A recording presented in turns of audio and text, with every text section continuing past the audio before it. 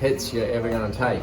So that's not a nice thing to hear, but it's reality, and it's just how it's going to be. It's completely different racing. You just got to get through it, try and place your car in the right spots, and survive to the end by the looks. Have you watched any of the ARCA races from Daytona yet? Yeah, I have. Yeah. What is your expectation to observe? I just, you got to be on your toes there. It looks like there's just random crashes happening all the time, but guys making moves, being unpredictable, but it looks fun until it's not. What surprised you most about the ARCA car during your test down there last week? Just how much little things made a difference. We did a lot of single car running, which the driver doesn't have much input, but we're changing panels, flaps, little settings on the car, and it picks up time, and it's amazing. You can hear the revs rise, and just little amazing details on the car make such a big difference on the track. So it's stuff that I never really feel because we're not at such a high average speed like that. So that's pretty cool. From the general overview, how surreal have these last 10 months been? Has it felt like as much of a rush as it may seem from the outside? Yeah, it's been huge since Chicago happened, and it's just like the career path's done 90 degrees and gone in another direction. So it's pretty exciting. It's good to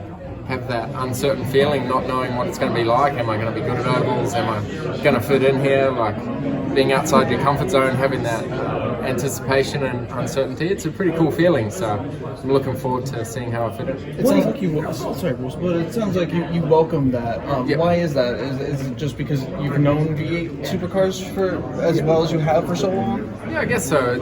It got a little stale for me last year, and just a new challenge just refreshes you and excites me. So I really want to do my best and try and succeed at something else. What are your thoughts on Justin Marks? He seems to be such an inspirational guy. Yeah, it's pretty cool. I've had a few team owners like that, and they're pretty awesome guys to be around, just so forward thinking and out of the box. He said there's a lot going on at the moment as we were doing the deal, and I didn't know about the MotoGP thing coming out. He's got so many things going on, but seems to have it all under control as well. It's very cool meeting and being involved with someone like that. How do you balance wanting to show what you can do versus crossing the line, tearing up race cars, whatever? How do you find that line?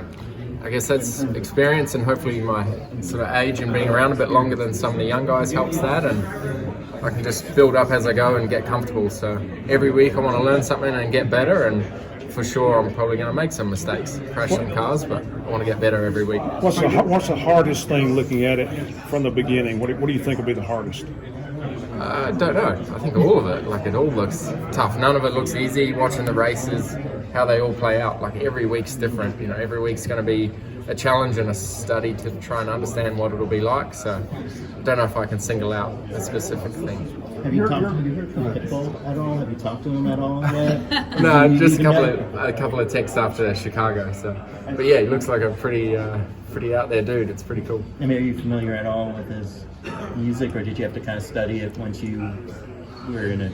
No, I knew it was obviously big songs. They were in our part of the world, but yeah, just to get his text, and his text is written exactly like he talks. So it was pretty cool to see that come up on my phone. So your life has obviously been a whirlwind since Chicago. So yep. What point did you say, I'm coming to America? It was probably around the time that we were working on the Indy deal, and at that point we were looking at in 24 doing a few cup races, 3 or 4, and 10 Xfinity races, and even that was appealing to me. And then since then it's just snowballed. The momentum's built, and sponsors and supporters have come on board. We got some cool partners with Chevy and WeatherTech to go racing with this year, and it's just been cool seeing how it's all snowballed, the enthusiasm for the project, and hopefully what it's going to lead to in the future. Now you bring a lot of fans from New Zealand. It's something that's new to NASCAR. Yeah. There'll probably be some at the Daytona 500. What being a global driver in that aspect, is that way on you, or is this just kind of another extension of the stardom you had there? Oh, and hopefully it drags others along. And we saw when Marcus Ambrose was here how much attention there was in that part of the world, and yeah, hopefully it gets on TV in New Zealand. It's not on TV there, so it'd be cool if anyone has any contacts to get it on TV so all my friends don't have to find the illegal streams. There's a lot of focus on Daytona and super speedway racing just because it is such a unique part of NASCAR racing. But when you look at the full Xfinity Series schedule, what are you most excited to get out there and learn? I guess it's everything, all those types of tracks you spoke about and the intermediates. And, you know, everyone's talking about Vegas, turn 1 and 2, how hard that's going to be for me, and Darlington. And probably those are the ones I'm most excited about. You know, I'm here for a challenge, and I'm sure those tracks are going to be very difficult, but I just want to get out there and feel it. Everyone's saying how bad and tough it is, so it'll be interesting. Shane, when you moved over here, did the Chicago Trophy come back with you, or is the Chicago Trophy back home? It's in the front and center in the shop with the other wins the team has, but I think there's a replica going over to my house there. So, okay, you hadn't gotten it yet? Or? No, I hadn't. Okay, I didn't know if you brought it over here or not, or what did you bring over here that, I mean, I'm sure there wasn't a whole lot. But.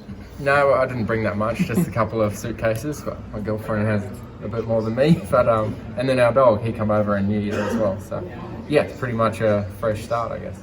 I know you're still ingrained with Trackhouse, of course, but racing for Colleague in the Xfinity Series, you're going to have AJ Allmendinger as a teammate. Yep. Have you guys had any conversations yet? No, we haven't. I haven't met him yet. Gotcha, okay. Obviously, we've seen what he's capable of on the road courses in a stock car.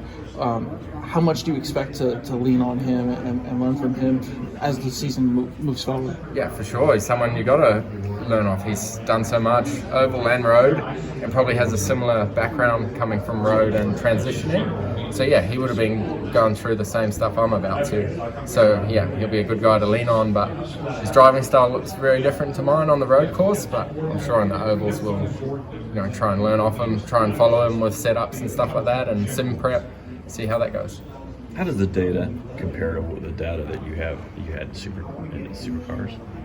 As in what you get after the sessions? Yeah, I mean, how much is it much more, or is it essentially the same, or is it overwhelming in what's here, or is this not as much as what you had? We don't get everyone else's stuff, but the stuff we get of our own and our teammates is a lot more detailed. We get a lot more car stuff, but here having access to everyone else's stuff is quite interesting how it works.